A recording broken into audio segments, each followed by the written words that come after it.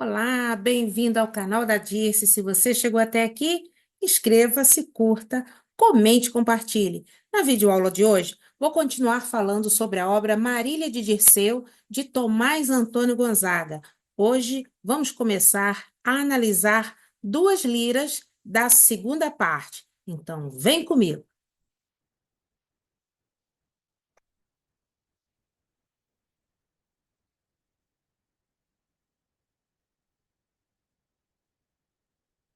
Antes de começar a ler as liras, é importante lembrar que nesta segunda parte, o Tomás Antônio Gonzaga, autor de Marília de Dirceu, ele tinha sido acusado como um conjurador, um conspirador, um líder da Inconfidência Mineira. E com isso, ele vai parar na prisão na Ilha das Cobras, no Rio de Janeiro. Ficou lá por 3 anos. Em 1792, ele foi condenado ao degredo em Moçambique, onde se casou com Juliana de Souza Mascarenhas, filha de um poderoso escravista local. Gonzaga ocupou altos cargos na administração do reino, também durante o degredo, tendo falecido em 1810, quando ele era juiz de alfândega de Moçambique. Então, essa segunda parte vai mostrar uma mudança no tom da poesia de Gonzaga, causado por esse momento de prisão. Então, vamos ali às liras, duas liras da segunda parte. Lembrando que a obra é dividida em três partes. A primeira parte já foi um pouco falada aqui na videoaula anterior, ela é composta por 33 liras, publicadas em 1992. A segunda parte, ela é composta por 38 liras, publicadas em 1799. E a terceira parte é composta por 9 liras e 13 sonetos, publicados em 1812. Lembrando que o Gonzaga, ele faleceu e depois é que foi publicada a terceira parte. Vamos falar sobre isso numa próxima videoaula. Então, vamos à análise de duas liras da segunda parte de Marília de Dirceu. Então, aqui vem parte 2, lira 1. Então, vamos perceber aqui que o tom de Gonzaga, ele vai mudar. Ele diz o seguinte, só um momentinho aqui, deixa eu localizar aqui no meu livro, é melhor para ler.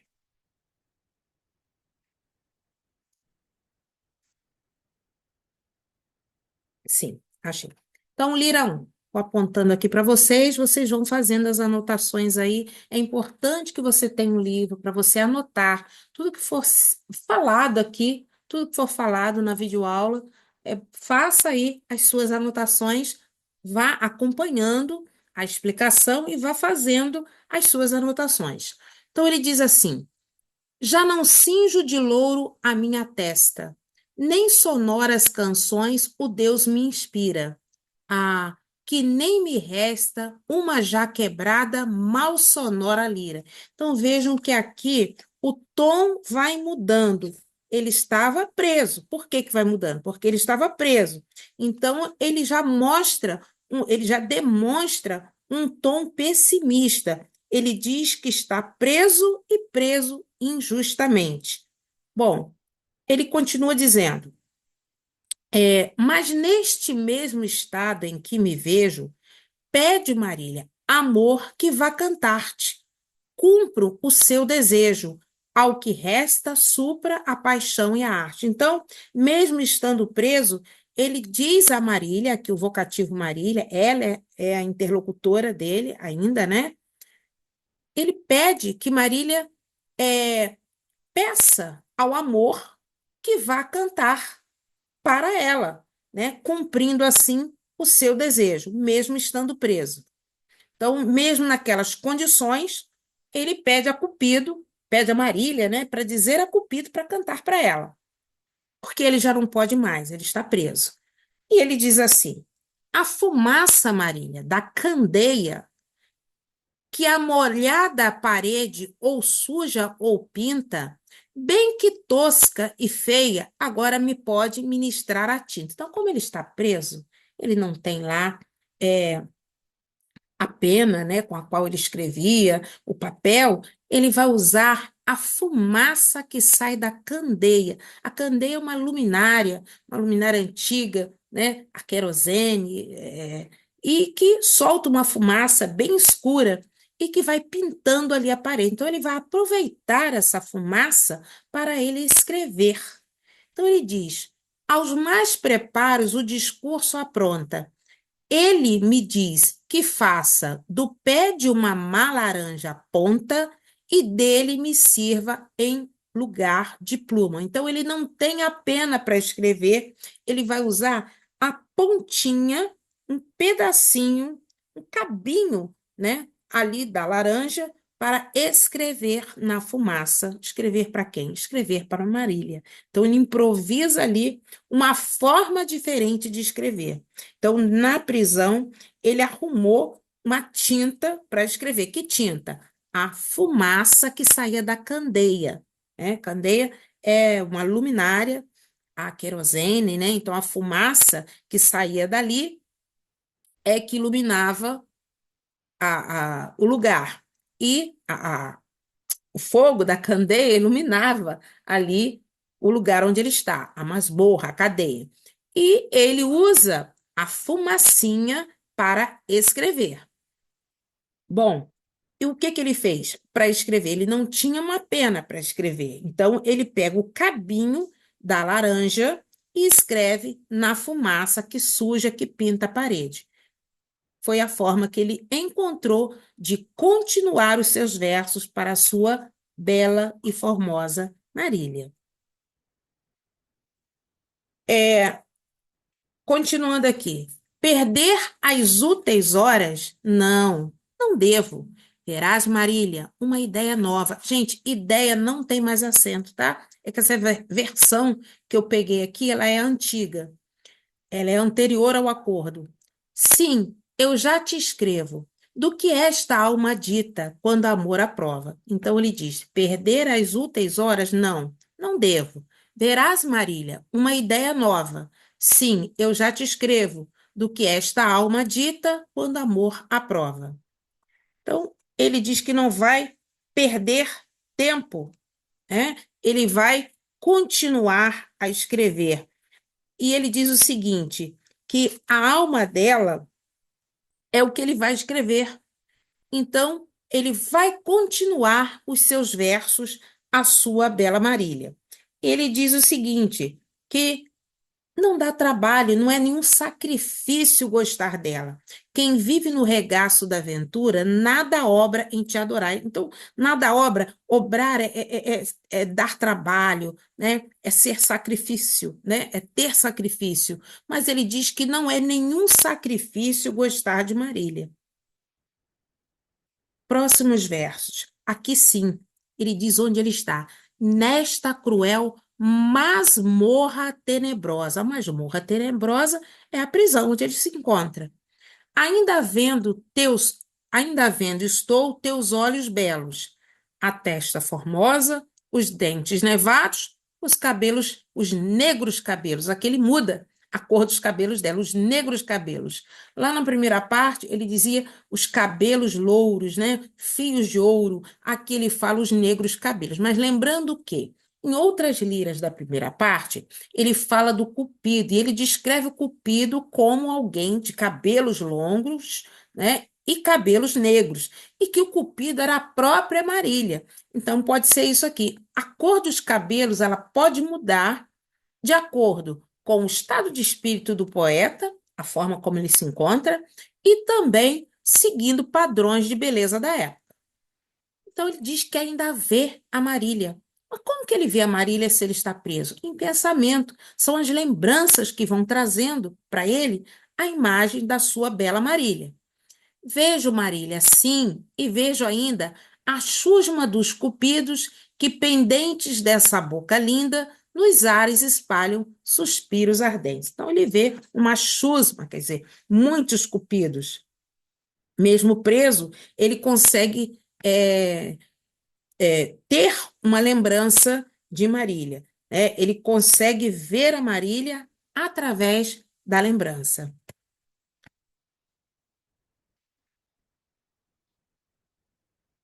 Ele diz o seguinte: se alguém me perguntar onde eu te vejo, responderei: no peito, que uns amores de casto desejo aqui te pintaram, e são bons pintores. Então, o que que ele diz?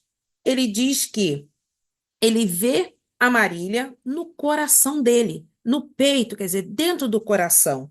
E nos versos seguintes, ele diz: mal meus olhos te riam, nessa hora, teu retrato fizeram, e tão forte que entendo que agora só pode apagá-lo o pulso da morte. Então, ele está dizendo aqui que ele pintou o retrato da Marília dentro do seu coração e que a única coisa que pode apagar o retrato da Marília é a morte. Então ele está assim num estado pessimista, pessimista por quê? Porque ele está preso. Ele foi preso, acusado de ser um conjurador, um conspirador, um líder, né, da Inconfidência. E ele nega. Ele, em outras liras, ele vai dizer que é inocente. E para fechar esta lira, essa primeira lira da segunda parte, ele diz: isto escrevia quando, ó céus, que vejo, descubra ler-me os versos o Deus louro. Dá-lhes um beijo e diz-me que valem mais que letras de ouro. Então ele diz o seguinte: quando ele estava escrevendo, ele percebeu com vergonha, né? Ele fala aqui, ó, é, ele sentiu vergonha quando ele fala aqui não é vejo, não, é pejo. Isto escrevia quando, ó céus, que vejo, ele sente vergonha, né? Ele descobre que o Deus Louro estava lendo os seus versos e ele pede a esse Deus que veja os seus versos e dê um beijo nos seus versos, porque seus versos valem mais do que letras de ouro. Bom, Lira 2 também desta segunda parte. Gonzaga está preso e ele se diz inocente. Vamos ver como é que ele fala isso. Esprema a vil calúnia, muito embora, entre as mãos denegridas e insolentes, os venenos das plantas e das bravas serpentes. Chovam raios e raios no meu rosto. Não hás de ver, Marília, o medo escrito, o medo perturbador que infunde o vil delito. Então, o que que ele diz aqui? Ele diz que ele foi caluniado. O que que é caluniado? Levantaram um falso contra ele, né? Ele foi injustiçado, isso que ele está querendo dizer ali. Ele sofreu uma injustiça, por isso ele está preso. Ele é inocente, ele está dizendo que ele é inocente. Então ele diz que está entre pessoas que querem acusá-lo, é isso que ele fala. Olha lá, os venenosos das plantas e das bravas serpentes, que ele fala aqui, as bravas serpentes, os venenosos das plantas são as pessoas que querem acusá-lo. Aí ele diz: chovam raios e raios no meu rosto. Não hás de ver, Marília, o medo escrito, o medo perturbador que infunde o vil delito. Então, ele está dizendo que pode acontecer o que for, que ele não sente medo, porque ele é inocente. Ele não vai se perturbar com isso. Ele é inocente, ele não tem medo, porque ele não praticou esse crime do qual ele é acusado. Podem muito, as fúrias infernais que Pluto move, mas pode mais que todas um dedo só de Jove. Então ele diz o seguinte: Pluto, que ele fala que é o deus da punição, deus da riqueza, da punição. Então ele ainda se considera inocente e ele fala que todos, né, estão indo contra ele, os homens bravos, que ele chama aqui de bravas serpentes, né? Os venenos das plantas, mas que ele foi vítima e que basta um dedo de Jove, Jove aqui é Zeus, tá? É Zeus. Basta um dedo de Jove para o inocentar. Então, ele cita aqui, né, elementos da mitologia grega. Então, ele cita Jove, muitos pronunciam Jove, eu falo Jove, e é o deus supremo aí da mitologia, é Zeus. Então, ele fala que basta um dedo de Jove para inocentá-lo. E ele diz: Este Deus converteu em flor mimosa a quem seu nome dera a Narciso.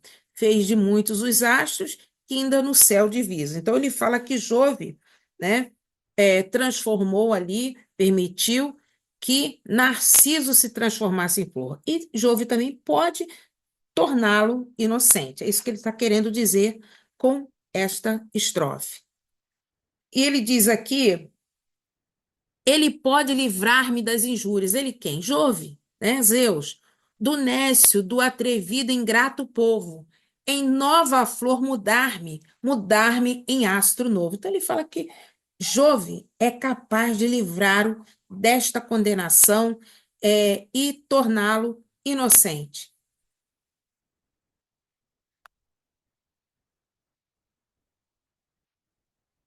Porém, se os justos céus, por fins ocultos, então tirando o mal, me não socorrem, verás então que os sábios, bem como vivem, morrem. Que até os sábios, né? Ele diz aqui que até os sábios morrem.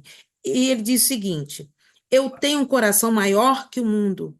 Tu, formosa Marília, bem o sabes, um coração e basta, onde tu mesma cabes. Então ele diz o seguinte: que ele pode morrer, mas ele vai continuar sábio e inocente. E ele diz aqui porque ele tem um coração maior que o mundo e que dentro do coração dele cabe a sua amada Marília. Então, são duas liras da segunda parte da obra Marília de Dirceu. Bom, nossa videoaula vai ficando por aqui. Aguardo você para um terceiro momento, ainda sobre a obra Marília de Dirceu. Ainda vamos conversar sobre a terceira e polêmica parte da obra, e eu aguardo vocês com bastante alegria. Não se esqueça de se inscrever, curtir, comentar e compartilhar. Até a próxima.